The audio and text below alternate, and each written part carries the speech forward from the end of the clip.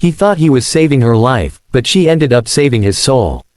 It was a rainy Tuesday night in November when everything changed for Daniel Reed. A 42-year-old single father, Daniel had just finished his late shift at the hardware store. With a tired body and a worn heart, he trudged through the dimly lit streets of Brookside, a small city known more for its struggles than its success stories. His life had been a quiet battle since his wife passed away 3 years earlier, leaving him to raise their 10-year-old son, Liam, alone.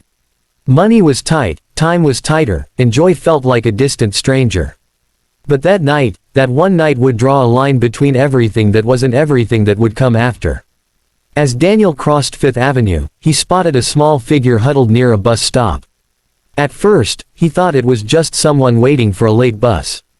But as he walked closer, the truth hit him hard. It was a girl, no older than 14, shivering under a soaked hoodie, barefoot, and bruised. He paused, heart thumping. He knew the world well enough to recognize desperation when he saw it. "Hey," he said gently, careful not to startle her.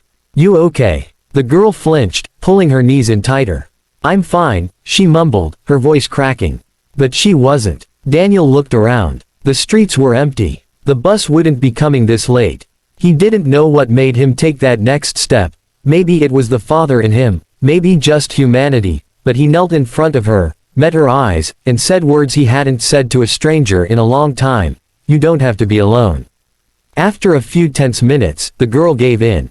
Her name was Emily. She was 13. She had run away from a foster home where she claimed she was being hurt.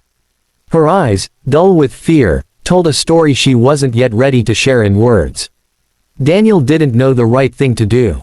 But he knew what he couldn't do: walk away. The weeks that followed, Daniel called child services the next morning. But while they launched an investigation, they allowed Emily to temporarily stay with him under emergency care. Liam was curious, a bit confused, but surprisingly welcoming. They'd lost their own mother, and maybe that's what made him understand more than any kid his age should have.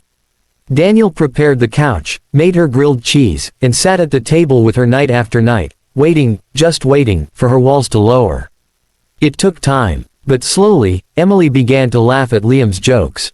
She'd help Daniel cook dinner. She started doing homework at the kitchen table, scribbling in Liam's notebooks, and even offered to help at the hardware store on weekends. But it was one evening in December that cracked her shell wide open. Daniel found her in the garage, curled up behind old paint cans, crying uncontrollably. "I didn't think anyone would ever look at me like I mattered," she sobbed. He knelt beside her, just like the first night. "You do. You always did. The unseen battle. While Emily slowly healed, Daniel was silently unraveling.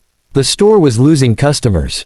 Bills piled up, and the pressure of raising 2 kids, one officially and one unofficially, started weighing heavier than he let on. Liam noticed first. "Dad's always tired," he whispered to Emily one night. He stopped playing guitar. He used to sing Mom's favorite songs. That same week, Daniel's truck broke down. He was forced to walk 6 miles to work. Emily saw him limping home one evening, soaking wet, shoulders sagging under invisible weight. That was the night something shifted in her. She didn't just want to be helped anymore. She wanted to help back. The favor Emily returned. Emily went online using Daniel's old laptop.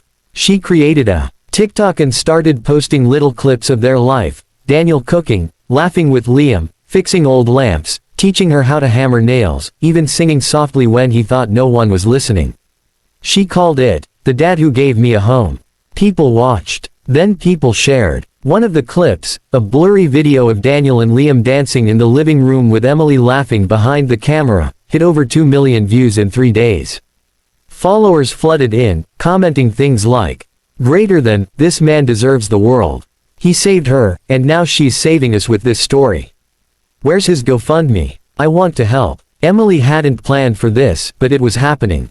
A stranger offered to help set up a fund. Donations poured in. Within weeks, over $85,000 had been raised. The local news picked up the story. A nonprofit offered to fix Daniel's truck. A counselor volunteered free therapy for Emily. Someone even offered Daniel a full-time job managing a home improvement center, with better pay and benefits. The favor Emily returned wasn't just financial, it was transformational. She gave Daniel back something he didn't know he'd lost: hope. The final twist. 9 months later, the foster care investigation concluded. Emily's claims were verified. The home she had run from was shut down, and the state gave Daniel the option to apply for guardianship. He didn't even blink before saying yes. In a quiet courtroom on a spring afternoon, Emily stood between Daniel and Liam, holding both their hands, as the judge made it official.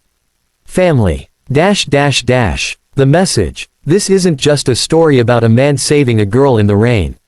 It's about what happens when we see each other. Really see. Daniel gave a girl safety, warmth, and love when she had none. And in return, she gave him a new life, not by doing something grand, but by telling the truth of who he was. Sometimes, the people we save, end up saving us right back. And that's what makes this story more than a rescue, it makes it a redemption.